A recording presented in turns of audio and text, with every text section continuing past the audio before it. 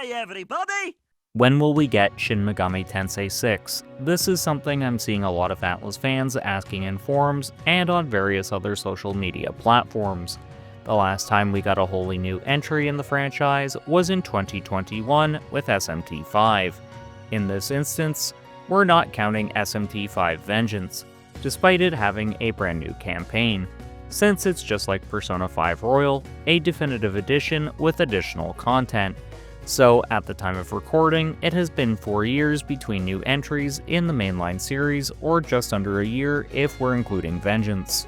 Using this information, we can make a number of assumptions as to when we might see the game, and I think SMT fans will be waiting a much shorter amount of time than Persona fans have waited for P6, which could be announced as soon as this summer, though it's much more likely it gets announced this fall or the early portion of the winter. But before we get into the nitty-gritty of when we can expect SMT6, we first have to look at Atlus's internal structure. As many of you will know, Atlus is a subsidiary of Sega. However, their parent company seems to be pretty hands-off with them, so that has very little bearing on the conversation at hand. However, Atlus is comprised of 3 teams at present: Team Maniacs, who are the oldest active team in the company, P Studio, which was established in 2006, and their newest studio, named Studio Zero, which was established in 2016.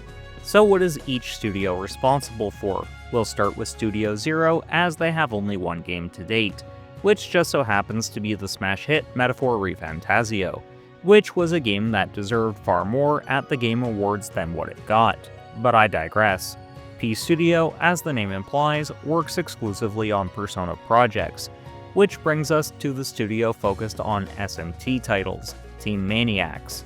However, they have also worked on other projects such as Tokyo Mirage Sessions FE and Etrian Odyssey, among others. 2018 was the last time we saw a new entry in the Etrian Odyssey franchise, and it doesn't look like Atlus is in any hurry to revisit it. Could they potentially revisit SMT spin-offs like Devil Summoner or Digital Devil Saga next? It's certainly a possibility, but I don't think that one is too likely. I think what's more probable is they're already developing the next mainline SMT title, though they may release a remaster of 2 in the meantime. The SMT4 duology, for example, is something gamers have been demanding for years, and they'd just be leaving a lot of money on the table by not releasing them. SMT is no longer the niche franchise that it once was, given SMT5 sold exceptionally well. Between Base 5 and Vengeance, the title has moved 1.6 million units, making it the best-selling title in the series. That's all well and good, since 1.6 million units is nothing to sneeze at. But what does this actually mean for the potential release of future titles?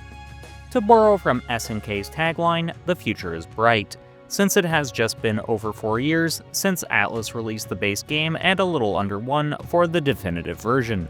I think we still have a little while to wait before the next mainline entry. To put it in perspective, if Atlus started developing on 6 right after the release of 5, which they didn't, the game would have already had a 4-year development cycle, and on average, games take 3 to 5 years to produce.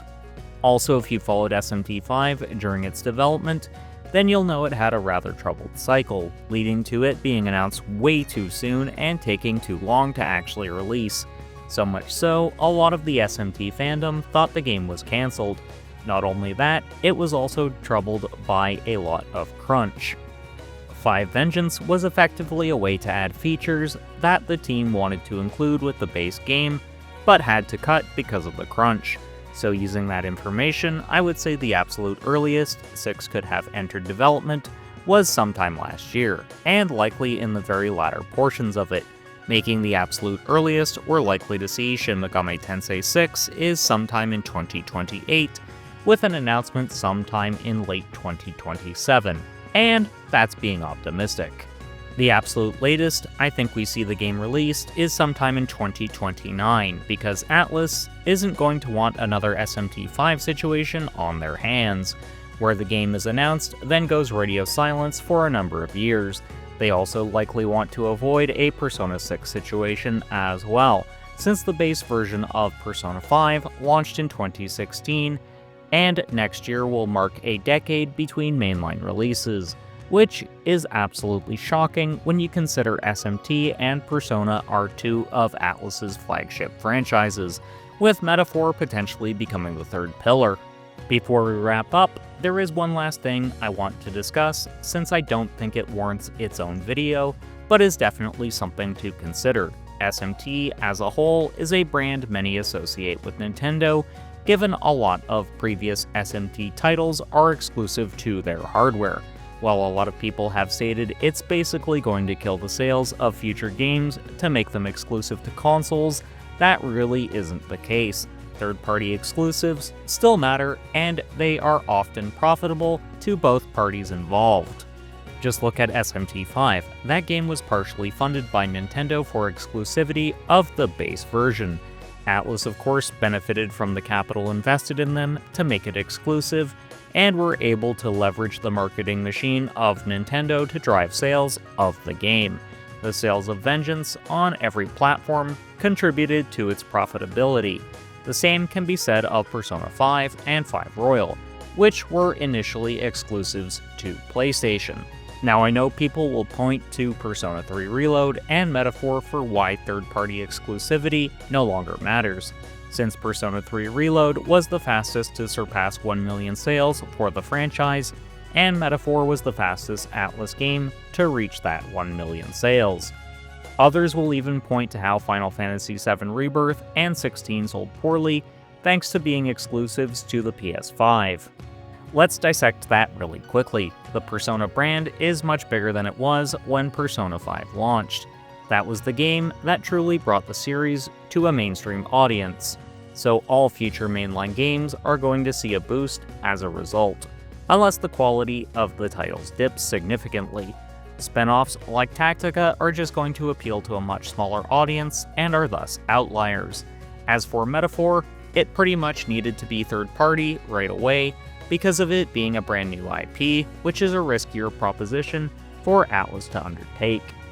That's mostly thanks to the ballooning budgets of games released for current generation hardware. Each generation since the advent of HD gaming has gotten more and more expensive, and taken longer and longer to produce, thus making new IPs a much larger gamble than something that's established. Also, let's be honest, Persona 3 Reload made no sense as an exclusive, given the original game is so old. So a lot of those sales are going to have been nostalgia-based, or newcomers like myself who missed the game the first time around. I mentioned Final Fantasy and Square Enix a moment ago, so let's break that down real fast. The games actually sold respectable numbers. Final Fantasy XVI moved 3.6 million copies at the time of recording, with Rebirth moving an unknown number, though a Square Enix producer did note they were confident and happy with the number of sales. Though in that same quote, he mentioned exclusivity doesn't work in the modern gaming landscape, which just doesn't hold any water. Square Enix is very similar to both Capcom and Bandai Namco when it comes to sales.